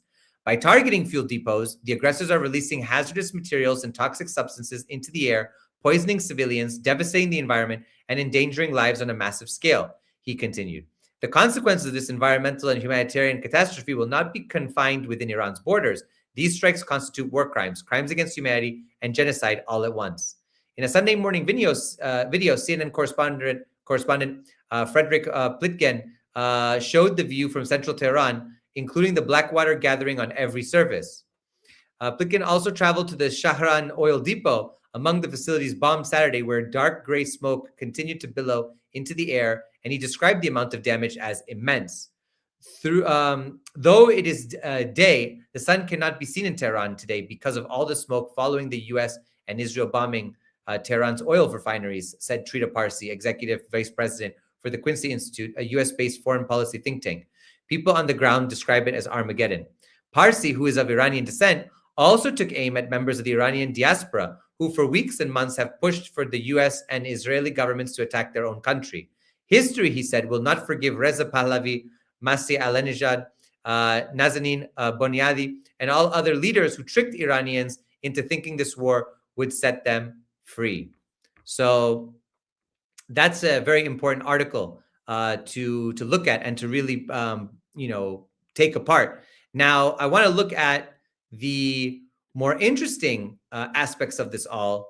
Let's look at what this means in the broader sense of the of international humanitarian law. So let me ask the chat here: do we know of any other times where oil, I would say, refineries or oil assets were targeted in the past in a major war. Does anybody remember? Possibly maybe the images of oil fields on fire. Anyone remember a war where that's right, in Kuwait. Very good. So the Kuwait example, the Kuwait experience was a very important part of international law development. And it remains part of, yes, it was in the first Persian Gulf War. So it remains part of the experience and how people understood the environmental impacts. Also, it should be noted that some have claimed that Gulf War syndrome was a byproduct of that. So let's take a look at a very important paper. So this is from the, let me just make sure I have here okay, perfect. So let's go up to the top. So this is Gulf War Illness and the Health of Gulf Veterans, Scientific Findings and Recommendations from the Research Advisory Committee on Gulf War Veterans Illnesses. And this is posted on the US Veterans Administration webpage, right? So va.gov. And let's go down. Let's go down here back to 75, and we'll take a look together. Okay, here we go. All right. So we have exposure to oil well fires and smoke during Gulf War deployment. There were about between 550 and 600,000 U.S. troops present in the Gulf theater. So oil fire pollutants of possible concern. The hundreds of burning oil wells presented a complex mix of potentially hazardous substances to those covered with oil or breathing the heavy black smoke. The composition of crude oil varies by region and strata, but burning crude typically produces a smoke composed of a mixture of particulates and gases that include carbon dioxide, carbon monoxide, sulfur dioxide, oxides of nitrogen, volatile organic compounds, ozone, various polycyclic aromatic hydrocarbons, acid aerosols, and soot. Extensive analysis of the Kuwaiti oil fire smoke found that the smoke contained the expected mixture of pollutants. In addition, hydrogen sulfide, a major component of natural gas, was present at varying concentrations. The most visible components of the mix were the particulate matter and carbonized particles, or soot, that formed the huge smoke plumes. The smoke contained other components, including small amounts of various heavy metals, such as nickel, vanadium, iron, aluminum, beryllium, cadmium, calcium, chromium, arsenic, silicon, zinc, and lead, all present in crude oil as impurities. Pollutants associated with combustion of crude oil have been the subject of extensive toxicological testing as part of established U.S. and international environment and occupational safety programs. For some, but not all pollutants, standards have been established that are intended to represent exposure levels that can be experienced without increased risk of identified adverse effects. When inhaled or ingested at sufficient concentrations and durations, many of these compounds have the potential to cause known health effects, primarily acute and chronic respiratory conditions and cancers. However, little occupational or animal research has been done to evaluate the potential for oil fire pollutants to cause a constellation of chronic symptoms resembling Gulf War illness. Oil fire-related compounds have been associated with some categories of chronic symptoms that affect Gulf War veterans. Particulate exposures can cause the development of chronic respiratory symptoms, and VOCs, that's the volatile organic compounds, and heavy metals have the potential to cause neurological symptoms. Carbon monoxide is highly toxic, and exposure is associated with a variety of symptoms such as fatigue, headache, confusion, nausea, and impaired vision and coordination, some of which can persist for many years. So here you have the report from the government that speaks about the pollutants that were involved with the oil fires and what they did to people and what they released, what they had. And it's not only a few chemical compounds, there are also heavy metals involved. So this kind of pollution is significant for humans, for livestock, for other animals, and for agriculture, and generally for the environment. So now you'd ask yourself, what does international law say about this? And let's go and take a look. So this is the International Committee of the Red Cross International Humanitarian Law Database. Rule 45, causing serious damage to the natural environment.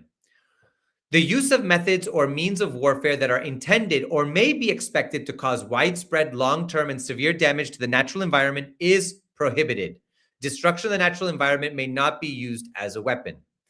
And so here we are specifically looking at the various protocols that exist regarding the destruction of the environment. Now, there's a lot here, and I won't go through it all, but the basis comes down here. So, for example, we'll look here. In addition to the specific rules contained in the ENMOD Convention, significant practice exists prohibiting a deliberate attack on the environment as a method of warfare. The legislation of several states criminalizes ecocide. Estonia's penal code prohibits affecting the environment as a method of warfare. Yugoslavia condemned what it called ecocide in connection with the NATO attack on a petrochemical plant in 1999. Iraq, in a letter to the UN Secretary General in 1991, stated that it would not exploit the environment and natural resources as a weapon. Kuwait, in a letter to the UN according to the UN Secretary General in that same year, stated the environment and natural resources must not be used as a weapon of terrorism. During a debate in the 6th Committee of the UN General Assembly in 1991, Sweden, referring to the destruction of the environment by Iraqi forces, said that this was an unacceptable form of warfare in the future. In the same context, Canada stated that the environment as such should not form the object of direct attack. Also noteworthy is the declaration adopted in 1991 by the OECD Ministers of the Environment, condemning Iraq's burning of oil fields and discharging of oil into the Gulf as a violation of international law, and urging Iraq to cease resorting to environmental destruction as a weapon. So what I'd like to do is I'd like to take us to the Geneva Conventions, to the protocols, and to take a look at what it actually says regarding the environment. So let's go here. So first we'll go up. So this is from the protocol additional to the Geneva Conventions of 12th August 1949 and relating to the protection of victims of international armed conflicts. This is Protocol 1 of 8 June 1977. So let's go down, and where did I find it here? I believe it was Article 55. So let's go to Article 55. Let's keep going. Here we are. All right.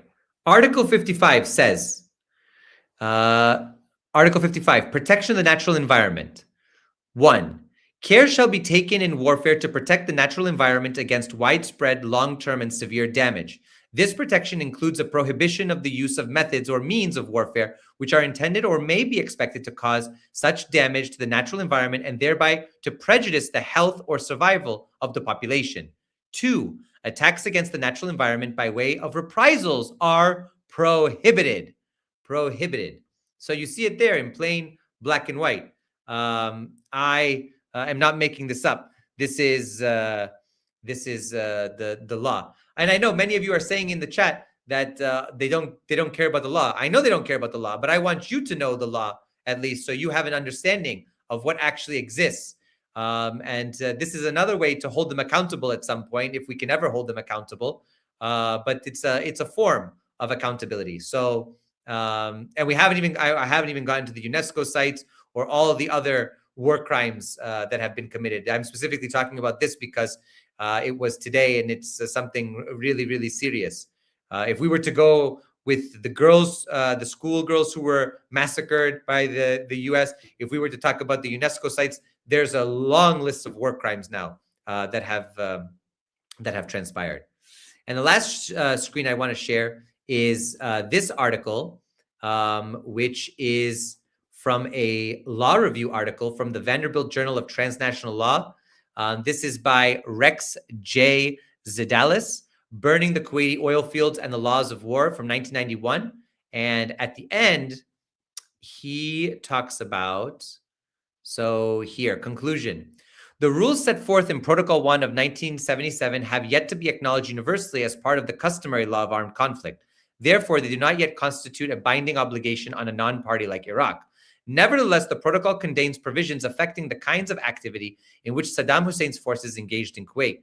For instance, Article 52 of Protocol 1 prohibits attacks on objects that do not make an advantage contribution to military action or offer a definite military advantage.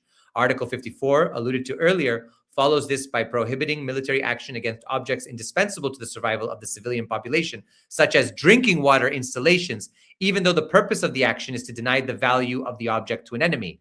While a caveat exists for objects used solely to sustain combatants of the opponent or objects directly supporting an opponent's military action, a proviso exists limiting operations against these targets whenever the result would be to affect the civilian population to the extent that it would be forced to move away from the area.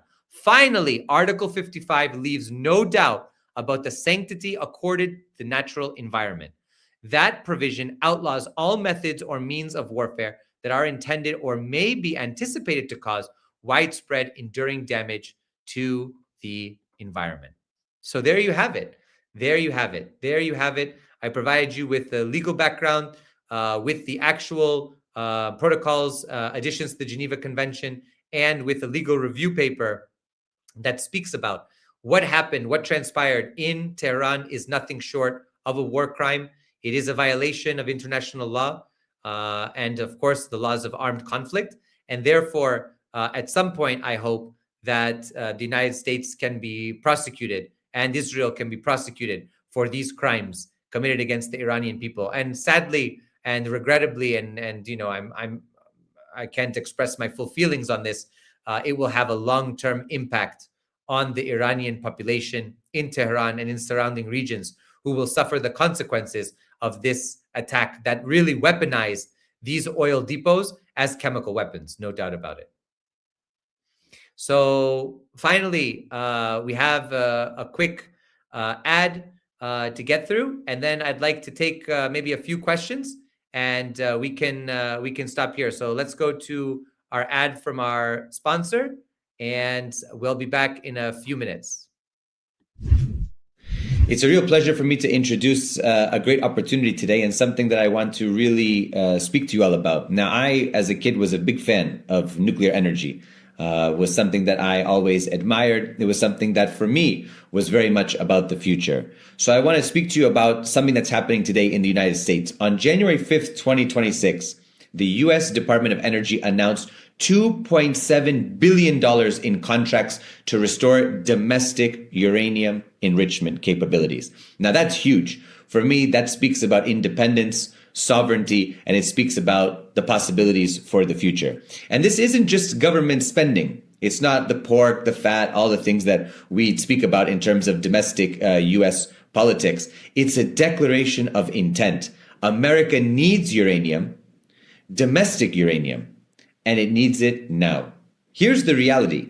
The U.S. consumes over 50 million pounds of uranium annually, but produces less than 1 million pounds domestically. Now, that's a huge gap. And this means we're dependent on foreign supplies for 98% of our uranium. That's a critical vulnerability for national security, power generations, and advanced defense systems. And of course, it's a critical gap for those who speak about America first. With Russia controlling significant global enrichment capacity and Greenland now banning uranium mining, the White House has made it crystal clear America must develop its own supply chain. And that includes, of course, the supply chain for uranium. This is where Atomic Minerals comes in. Trading on the TSX Venture under ATOM, ATOM, and OTC under ATMMF, this company isn't new to the game. It's a team with a history of delivering major uranium exits. The leadership includes members who were part of the discovery and subsequent $654 million sale of the Rough Rider deposit to Rio Tinto. The question is, can they do it again? Atomic controls 4 100% owned uranium projects strategically located in the Colorado Plateau, America's historic uranium province, which has produced over 597 million pounds of uranium. Trading at an 87% discount to the peer group average, the company presents potential upside as the market begins to recognize its strategic assets and proven management team. Now, Atomic's first flagship project is South Lisbon Valley East, located in the mining-friendly state of Utah. Many of you know Utah, of course, from the old westerns, but you should also know Utah as a very important geological natural resource. It has tremendous minerals. It has tremendous unexplored and vast potential in terms of those natural resources. This project in particular sits in the Lisbon Valley district, one of the most productive uranium belts in the entire United States. The district alone has produced 80 million pounds of uranium. That's documented history and proof that the geology works. Now, on January 14th, the U.S. administration showed their support again. The White House invoked Section 232 via an executive order, a formal declaration of U.S. resource independence. This goes beyond support. It's a mandate. Energy security is now synonymous with national security, and the U.S. government is deploying its full fiscal and regulatory arsenal to secure the nuclear fuel cycle within North America. Now, Atomic Minerals, trading as ATMMF in the US and Atom in Canada, is strategically positioned to capitalize on this shift. Uranium prices have surged, and some analysts project prices could exceed $100 per pound by 2026 as demand outpaces supply. Supported by renewed government focus on domestic uranium, the exploration sector is entering one of its most active drilling seasons in years. With its flagship drill program approved, Atomic Minerals has exploration underway and is advancing with a focus on execution and delivering results. I'll leave you with this. Members of the leadership team were behind the discovery and $654 million sale to Rio Tinto, an exit about 59 times larger than Atomic Minerals' current valuation. You do the math. If you want to learn more about this critical mineral story, about the importance of uranium, and the team that already delivered big results, check out the link in the description. A special thanks to Atomic Minerals for making today's video possible.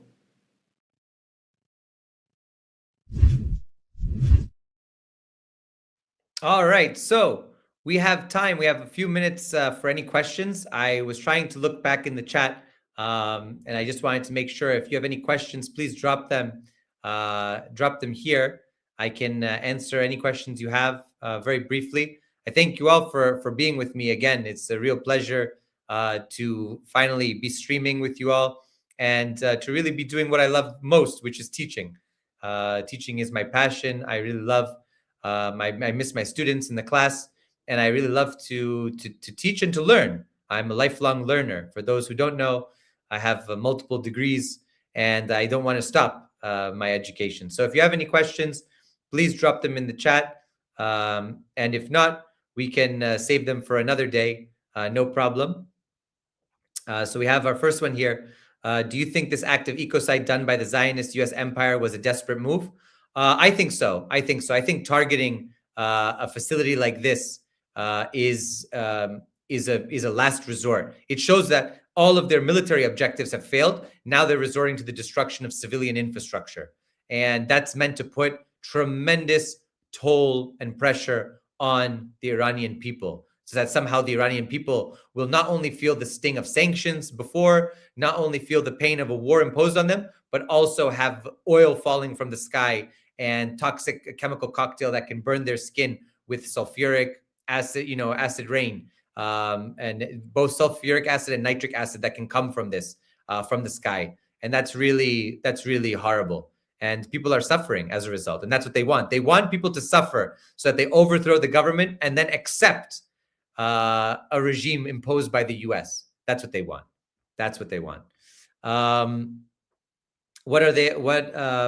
What are doing to our people? Oh, what they are doing to our people is pure evil. I agree, brother Nate. I agree. What they are doing is horrible, and I curse them all. It's the least I can do at this point. Is Pezeshkian cooked? I don't think he's cooked. I just think that with the election of Mojtaba Khamenei as the new supreme leader, I think that there's slowly going to be a consolidation of power, and Pezeshkian will have to get in line. But I don't think that he's necessarily cooked at this point. The Iranian water supply is a difficult situation. Of course, Iran doesn't rely for most of its water on desalination, and it also has access to a lot of fresh water and also a lot of water that's located in the mountains. But of course, in a city like Tehran, a lot of the reservoirs have now been impacted by this chemical attack, you can say, and that's a real concern for the water supply, Shelley. So that's a real concern for me, and it's a concern for many people who are wondering about how Iranians, 10 million plus in this city, are going to survive and going to thrive with this water quality degradation that can impact their health and overall all of their health metrics in the future. We have the next question here. Oh, sorry. Let me see. Why do Russia and China still act like international law matter bind them when the US and Israel? Because their political class, their diplomatic corps are trained in this, and they very much uphold this, and they see themselves as responsible state actors. They don't see the US or Israel as responsible state actors, but that doesn't mean that they're going to demean themselves in their position, because the rest of the world is also looking at them as well. And I think that they see themselves as leaders of the global South, and so they have to act in a certain way. I think that's part of the mechanisms and the rationale for why they do what they do. Also, it should be stated that Russia is not the Soviet Union, and China today is not the China of Mao, so they have different priorities and different understandings of how to act in the international system. Has the US ratified anything on ecocide? I don't believe so. I think Trump has abrogated anything that would remotely be close to that, but I don't think there's anything at the federal level. I do know that there is stuff at the local level. Towns and municipalities have passed non-binding resolutions or town plans that include ecocide, but nothing at the federal level at this point. Iran recently told the resistance to be prepared to retake occupied Palestine. How do you see that playing out? I think it's very difficult to see that at this point. I would love that to be the case, but the Zionist entity is a nuclear power and will resort to nuclear weapons if it has to for its own survival. So I think that the best thing that can happen is to give them a defeat, not only on the battlefield, but in the court of public opinion and in the economic field. And I don't see a retaking of occupied Palestine done at this point in this way. I don't see that. Any new word on the supreme leader? Yes. So Mojtaba Khamenei is the son of the martyred Ayatollah Khamenei. He's a really profound scholar, and he spent a lot of his time at the seminary in Rome, studying philosophy and theology. He's more a hardliner. Many people have said he's much more strict in terms of how he wants to see Iran vis-a-vis relations with the West. And he's much more, I think, he's not in the camp of Pezeshkian and those types. And he might even be a departure from his martyred father. I would say that the difference with his father is his father had, Ayatollah Khamenei had 10 years of military experience, and not only military experience, but also political experience. So he had experienced the 8 Years' War with Iraq, and also he held some other important offices in the Islamic Republic before becoming supreme leader. His son has not held any significant office. So that's a difference. That's a departure. Can they boil the water? Boiling the water won't impact. Boiling the water is for organic compounds. For example, viruses, bacteria, amoeba, things like that. But oil and chemicals do not get boiled out of water. You need to filter those out of water. So they need to go through a filtration system, ultimately. That's the key there. Question here, both sides will not back down. Both fight an existential war, especially that Israel is a maniac country having nuclear weapons. So where will this end? Will they Samson option at the end? They might. There's no doubt about that they have that in their pocket, that they have the Samson option if they want to resort to that. But I think that this could end in the US declaring victory, Iran declaring victory, and actually basically just a cessation of forces unless before it escalates. If it escalates, I cannot tell you where this leads. It could lead to a third world war. I can't tell you. But if in the coming days, as some media are reporting that Trump wants to just declare victory and move away, It's possible. But I think the election of Mojtaba Khamenei is also a punch in the American and Zionist face, because they didn't believe that the Iranians would elect such a leader. So I think that might convince them to stay a little while. I'm going to try to stream every day. Yes, that's my goal. And shout out to ACP Florida. Thanks for all the love and for all the good work you do down there. And let's see, anything else? If nukes are the answer, why not go nuclear? They might go nuclear. I think that Mojtaba Khamenei might abrogate the fatwa of his father and basically say we need to build nuclear weapons for the stability and the safety and the continuity of Iran, for our sovereignty and for our future. It's an existential need. So they might end up building it. I'm not sure, but that might be the case.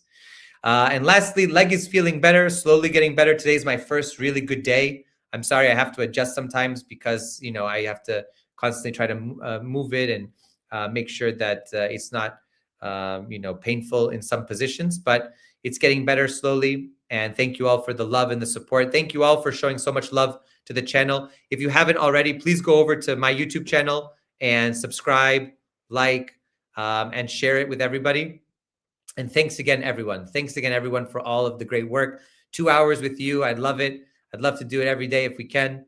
And please get the word out there. Hopefully it was productive and enjoyable and knowledgeable. That's my goal. My goal is for us to learn together and to continue to expand our minds, our horizons, and to build a better world together. So thank you again.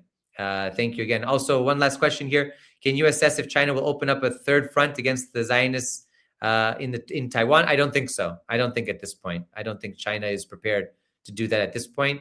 At least I don't see any indication of that. And I just got back from China last week and spoke with some officials. So I don't see that. Thank you all again. Thank you so much. My blessings to you all. For those of you who are Iranian, again, we are together in this. My family's in Iran. Your families are in Iran and your loved ones. And to anyone who has friends who are there, we are together. We will struggle. We'll overcome this. And I believe Iran will be victorious in the end. Iran is a civilization far older than the US and the Zionist entity combined. It has endured much worse from the Mongols, from Hulagu Khan, and from many others who've tried to destroy it. It will endure forever. It, like Russia and China and many other civilization states, has that to its advantage. Thank you all again. Lots of love. And we'll see you all hopefully tomorrow for another great stream. I might have a special guest or be on somebody else's show that will stream together. So I'll let you all know. But again, lots of love and God bless you all and take care. Be well.